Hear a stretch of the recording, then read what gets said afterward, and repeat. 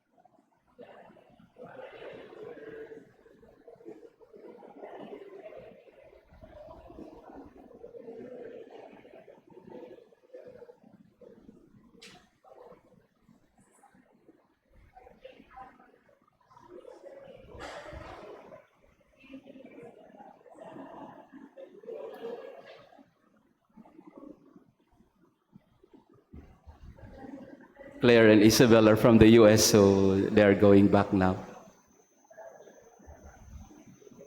Yan. So, nung last time po, ay syempre absent si Father. But now we resume our SMG Word, and we continue with our reflection on hope. No? Last time, a little review. Hope in the Old Testament, we said that basically there were three words being used for the word hope in the Old Testament. Can you remember? May mga review lang tayo ng konti. Naalala nyo ba yung ginagamit na salita in the Hebrew Scriptures, specifically yakal. Yeah.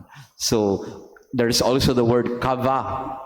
And of course, what we emphasized last time was the word tikva, which you can find in Joshua chapter 2, verse 18. Again, the famous story of Rahab and the spies. No? And before Joshua took over the city of Jericho, he sent two spies, and Rahab, a prostitute, a woman of low repute, of ill reputation, welcomed these two spies. And then, ang sabi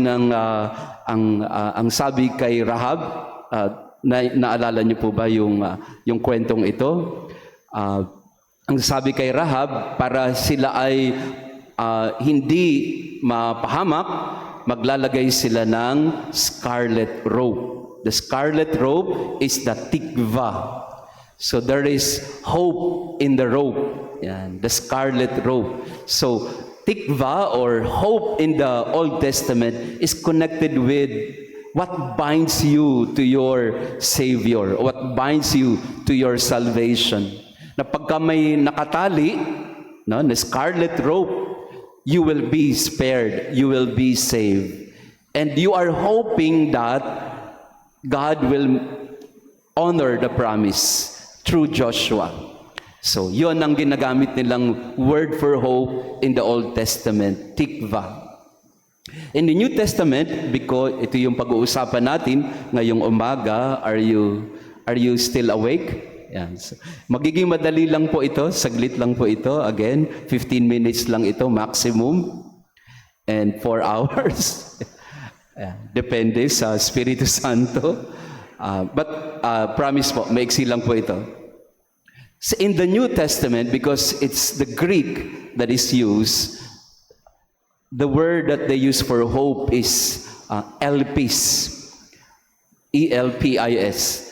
Elpis, which is the noun, and elpiso, the verb. So in the New Testament, they use the word elpis for hope. And strange po, this is something very strange. Because in the four Gospels, you hardly see the word hope. In fact, once or twice lang binanggit ang the word elpis in the Gospels. Practically non-existent in the Gospels of Matthew, Mark, Luke, and John. At nung ginamit pa yung salitang elpis in the in the Gospel of Saint Luke, it was in the context of frustration of the two disciples. So if you go to the road to Emmaus story, in the walk to Emmaus story, when hope was used in that context, it was in a more disappointing way. We were hoping that he would be the one. So we find this in Luke chapter 24, verse 21. Let me begin with verse 19. And he said to them, "What things?" Jesus speaking to the two disciples. And they said to him, "Concerning Jesus of Nazareth, who was a prophet, mighty in deed and word before God and all the people, and how our chief priests and rulers delivered him up to be condemned to death and crucified him." So, verse 21. One of the two instances that they use the word hope in the Gospels. But we had hope that he was the one to redeem Israel. Yes, and besides all this, it is now the third day since this happened. Yun lang po ang one of the few instances that hope is used in the Gospels. So tinatanong siguro ninyo, ba't walang hope sa Gospels? Ang sagot po ay, because the bridegroom is with them. Hope is connected with a future reality, with a future implementation, so to speak, or fulfillment of the promise. So the story that is in the Gospels, the story is basically the presence of Jesus, the inauguration of the kingdom. So the bridegroom is with them still. Kaya wala pa silang some sort of future orientation. Kasi kasama pa nila si Jesus. Yeah. But where do we find hope in the New Testament? 53 times it was mentioned. Elpis was mentioned 53 times in the New Testament and 37 times in the letters of St. Paul. So 37 out of 53 mentions of the word elpis can be found in the letters of St. Paul, meaning the word hope or the idea of hope is really a Pauline teaching. Parang si Pablo, kaya ang ganda rin po sa araw na ito, conversion of St. Paul. It was St. Paul who developed the idea of hope in the New Testament. He mentioned it 37 times. And in one letter, the letter to the Romans, he mentioned it 13 times. And that's what we will focus on this morning. We will not cover all the books of the New Testament. We will focus on the letter to the Romans, because the letter to the Romans somehow summarizes everything we need to know about hope in the New Testament. And the letter to the Romans is supposedly written when Paul was at the end of his missionary journeys. Patapos na ang misyon ni San Pablo. At ngayon, nagbibigay siya ng habilin sa mga taga-Roma kung ano ang dapat nilang gawin. At ang sentro ng turo ni San Pablo sa kanyang sulat sa mga taga-Roma ay pag-asa. So let's take verse by verse and chapter by chapter the teaching of Paul about hope in the letter to the Romans. And the first appearance of the word hope in the Romans is Romans chapter 4, verse 18. And this is in relation to Abraham, the Old Testament. So if you read chapter 4, verse 18, let me begin with verse 16. That is why it depends on faith in order that the promise may rest on grace and be guaranteed to all his descendants, not only to the adherents of the law, but also to those who share the faith of Abraham, for he is the father of us all. As it is written, I have made you the father of many nations, in the presence of the God in whom he believed, who gives life to the dead and calls into existence the things that do not exist. Verse 18, in hope he believed against hope, that he should become the father of many nations, as he had been told, so shall your descendants be. Let me repeat verse 18. In hope he believed against hope. He, referring to Abraham. In hope Abraham believed against hope, that he should become the father of many nations, as he had been told. So the first mention of the word hope is in connection with Abraham, the father of all nations. He hoped against hope. And we know the story of Abraham, of course. Abraham and Sarah, they were in Ur, and then God called Abraham when he was, very old already, then asked him to go to Canaan. And of course, they had no son, and God and Abraham and Sarah, they were already very old. They did not have any son, and yet God promised to Abraham, you will be the father of all nations. In fact, when Sarah heard about the news that she would become a mother, when she was visited by the angel, ano bang sabi ni Sarah?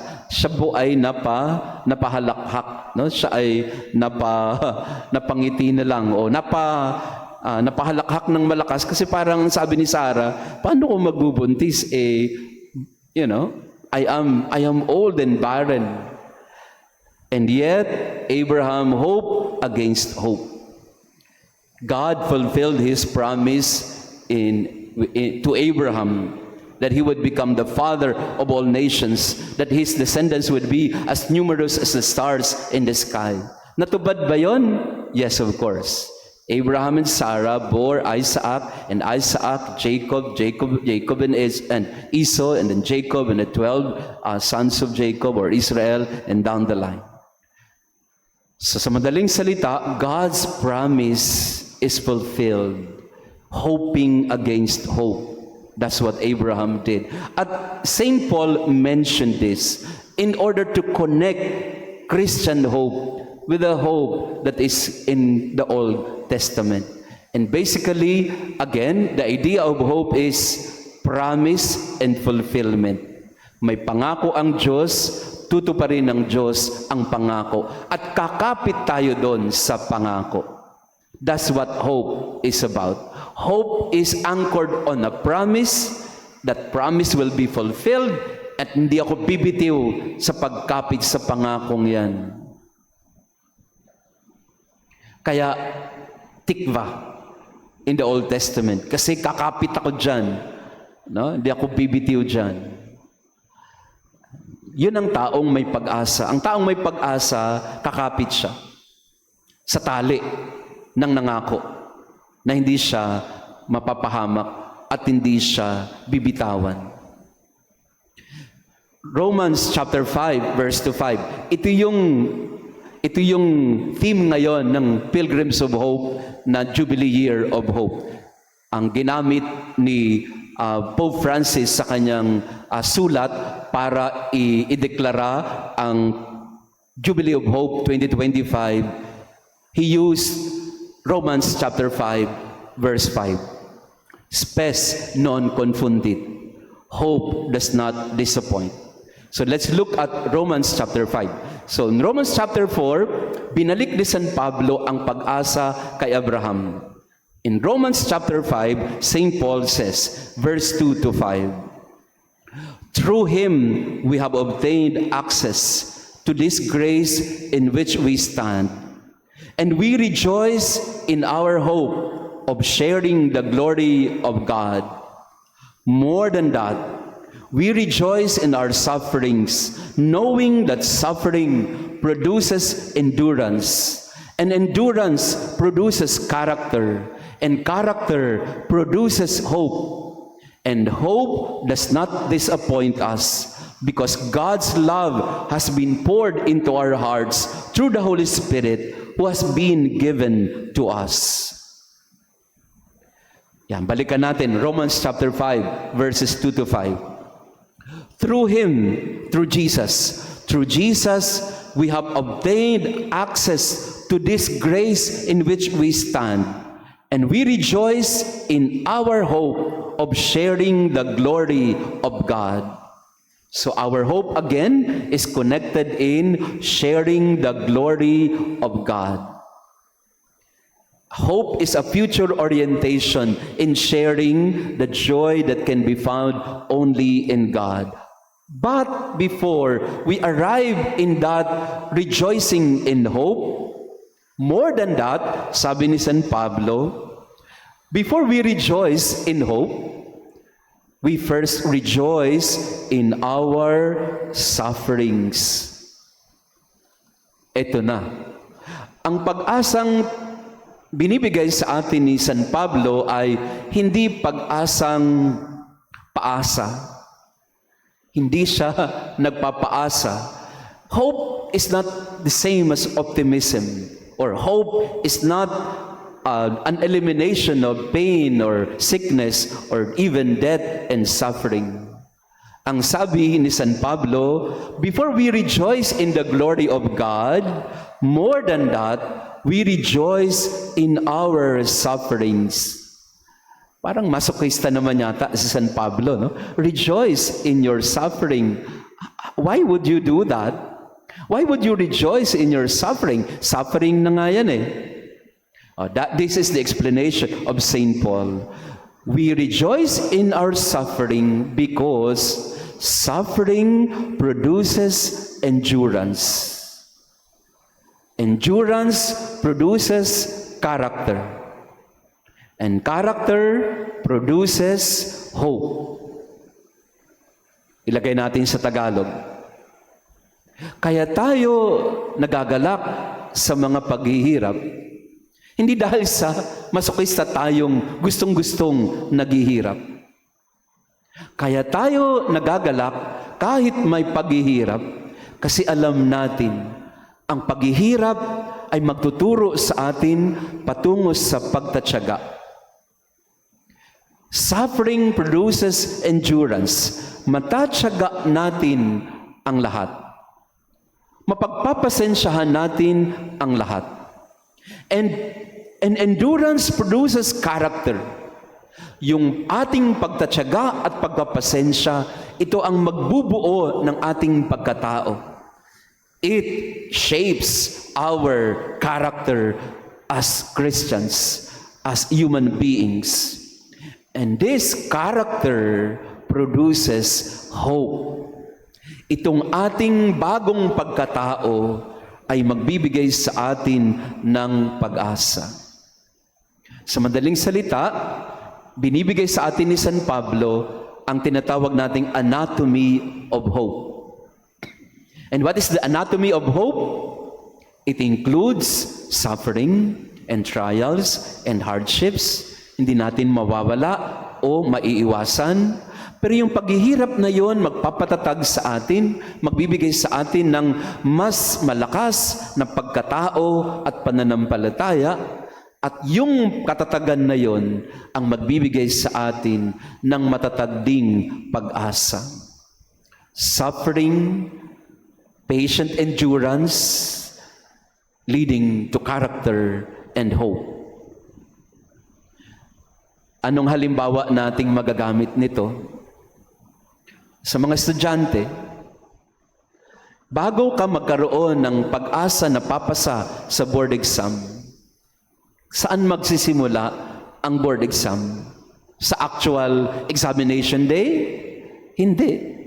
Ang pag-asang maging engineer, doktor, abogado, medtech, o nurse, o teacher, ang pag-asang maging ganap na teacher, o abogado, o doktor, saan nagsisimula?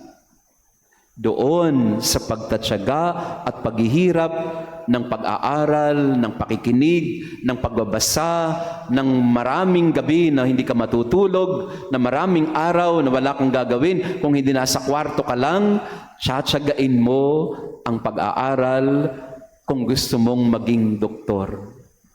So hope is not a product of magic. Hope is a process of endurance, building character that gives you that hope. And more, sabi ni San Pablo, hope does not disappoint us and will not disappoint us because God's love has been poured into our hearts through the Holy Spirit who has been given to us. And for me, this is the best definition of hope. Why do we hope? Why do we not give up? Because of God's love that has been poured into our hearts through the Holy Spirit. Sa madaling salita, sa madaling paliwanag, kaya hindi ka nawawalan ng pag-asa kasi may nagmamahal sa iyo. Ang pag-ibig at pag-asa ay magkadugtong. Hindi ka mawawalan ng pag-asa kasi alam mo may nagmamahal sa iyo. At ang pag-ibig na yon ang magbibigay sa iyo ng lakas para wag sumuko. Kahapon, dito po, nagkasal ulit ako, 2 o'clock in the afternoon. Sinabi ko sa mga mag-asawa, hindi madali itong pinapasok ninyong buhay, ang buhay pag-aasawa. Pero dahil naandyan kayo at nagmamahalan kayo sa isa't isa, tinatapangan ninyo ang loob ninyo kasi alam ninyo, mahal nyo ang isa't isa at maaasahan nyo ang isa't isa. Kaya ka hindi nawawalan ng pag-asa kasi alam mo, may kahawak ka ng kamay sa iyong paglalakbay at pagsuong sa lahat ng mga problema ng buhay. Hindi ka mawawalan ng pag-asa pag alam mong may nagmamahal sa iyo at hindi ka pababayaan o tatalikuran ng pag-ibig na yan. Faith, hope, and love, they are interconnected and deeply intertwined. We find that in 1 Corinthians 13:13. Faith, hope, and love remain. And the greatest of this is love. Ang pag-ibig ang magbibigay sa iyo ng pag-asa. Totoo ito sa mga magulang, di ba? Hanggat alam mo, mahal ka ng nanay mo, ng tatay mo, kakayanin mo lahat. Yan ang pundasyon mo eh. Kaya hindi ka sumusuko kasi alam mo, may taga-suporta ka eh. Tanggalin mo yan, bagsak ka. Naintindihan niyo po? Ang pag-ibig ang pundasyon ng pag-asa ayon sa Romans chapter 5 verse 5. Hope does not disappoint us because of God's love. Kitang-kita natin yan sa buhay ng mag-asawa. Hindi kayo susuko sa problema. Pag alam mo, masasandigan mo siya. Pero pag once nawala yan, tumba ka. Yung sinasandigan mo, kaya di ba pagka nabubiyudo o nabibiyuda ang isang tao, yung dating sinasandalan niya, kampante siya eh, kaya may nasasandigan siya eh. Eh nawala yung nasasandigan niya, sumunod na rin siya. Kasi nga, ang pag-asa, konektado sa pag-ibig. Hanggat alam ko may nagmamahal sa akin, hindi ako papayag na ako ay mabigo. Kaya importante po yung suporta sa pamilya. Kasi hindi ka naman gaganahan sa pangarap mo o sa pagtahak mo ng iyong mga pangarap kung walang nagmamahal sa iyo.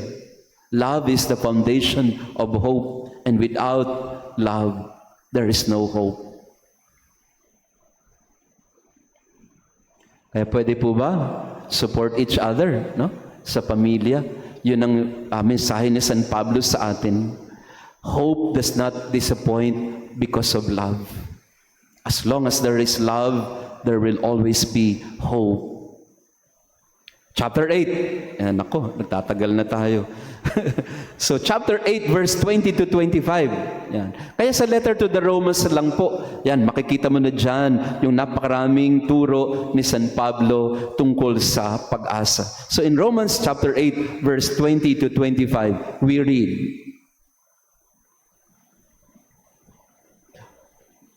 "For the creation waits with eager longing for the revealing of the sons of God.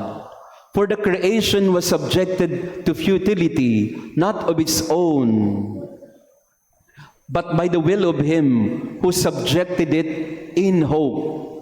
Because the creation itself will be set free from its bondage to decay and obtain the glorious liberty of the children of God. We know that the whole creation has been groaning with labor pains together until now. And not only the creation, but we ourselves who have the first fruits of the Spirit, groan inwardly as we wait for adoption as sons, the redemption of our bodies. For in this hope we were saved. Now hope that is seen is not hope, for who hopes for what he sees? But if we hope for what we do not see, we wait for it with patience. For in this hope we were saved. Hope that is not seen. For who hopes for what he sees? If we hope for what we do not see, we wait for it with patience. Again, going back to the idea of patient endurance, there is hope if we know how to be patient. And in Romans chapter 8, the context is in terms of the groaning of creation. There is a groaning within us of creation and of humanity. Groaning. Ano ho ang groaning sa Tagalog? Hindi ito simpleng iyak o palahaw. Hindi ito simpleng pagsigaw. Groaning is something deeper. What is groaning from within? Sabi ni San Pablo, there is groaning in creation itself. A longing, a deep longing for something to occur or to happen. That is hope. Hope is that groaning from within, and we wait patiently until the promise is fulfilled. And we don't see it yet, because hope is not about seeing the future yet. Ang sabi ni San Pablo, hindi magiging pag-asa yan kung nakikita mo na. For in this hope we were saved. This hope is not seen. For who hopes for what he sees? But if we hope for what we do not see, we wait for it with patience. So, groaning is, I'm looking for a term in Filipino na hindi lang basta paghingi hindi lang basta pag-iyak, panaghoy. Parang yun mas malapit, parang nananaghoy ka. Panaghoy na sa loob mo gusto mong mangyari ito. Meron pa ba kayo ibang term na malapit sa groaning? Yung, there is something inside you that is just longing, nananaghoy, nananabik para magkaroon ng kaganapan ang iyong mga hinihingi. And be patient. Hope is when you do not see, and yet you remain patient. Hindi ko pa nakikita, pero alam ko andyan lang yan. At mangyayari na yan. nananaghoy ako, nananabik ako. Hindi ko pa nakikita. Pero alam ko, darating yan. Meron po ba kayong ganon? Hindi ko pa nakikita pero alam ko. Alam ko nandiyan na yan. That is hope. I'm groaning within. I'm hoping within. And I remain patient even if I do not see. Romans chapter 12, verse 12. Another idea of hope in the letter of St. Paul to the Romans. Ang sabi ni San Pablo, Romans chapter 12, verse 12. Rejoice in your hope. Be patient in tribulation.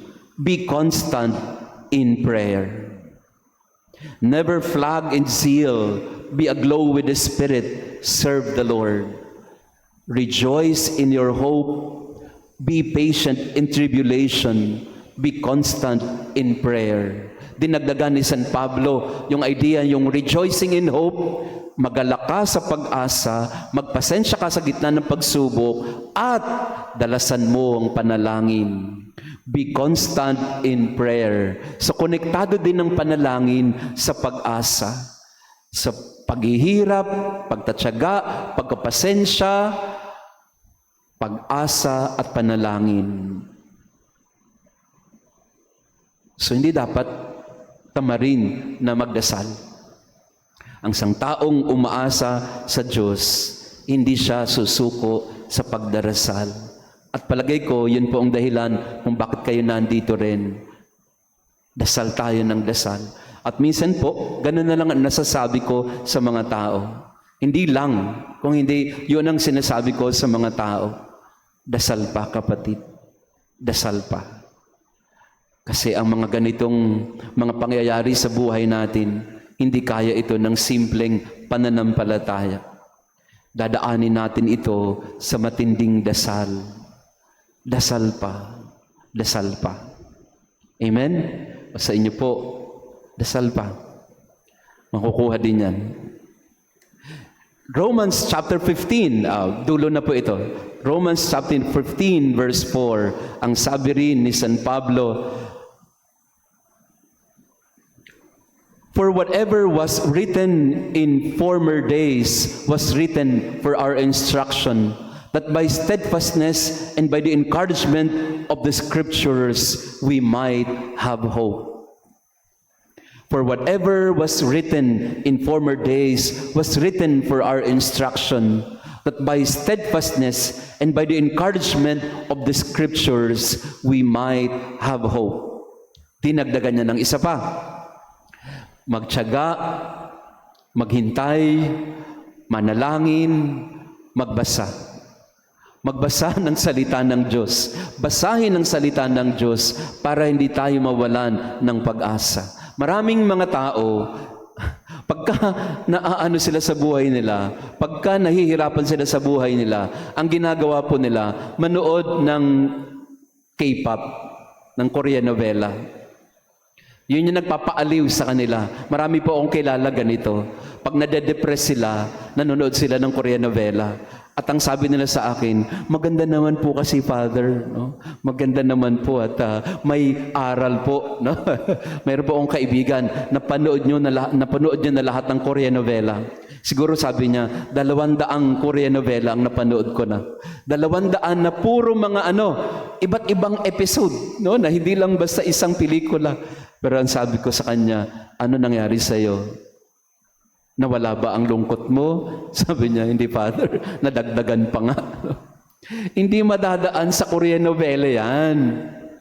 Ano ang gagawin natin para magkaroon ng pag-asa? Kunin ang salita ng Diyos, magbasa ulit.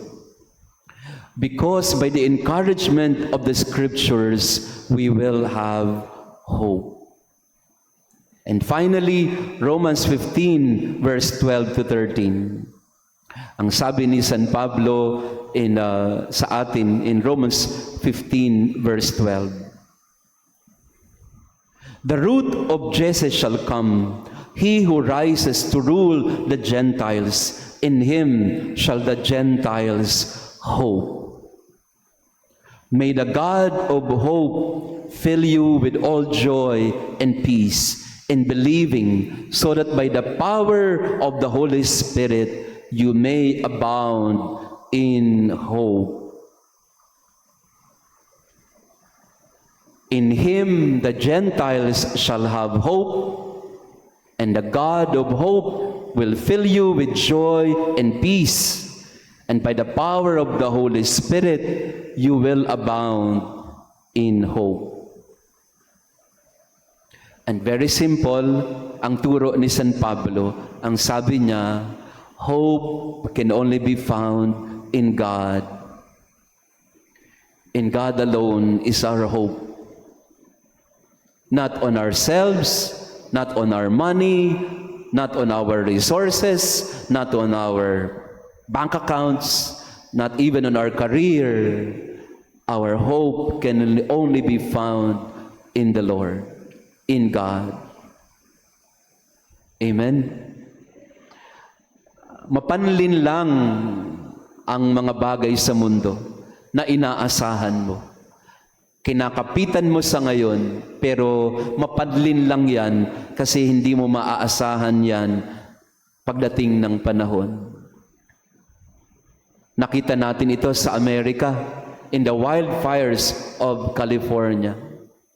Mga celebrities na nasa evacuation camp.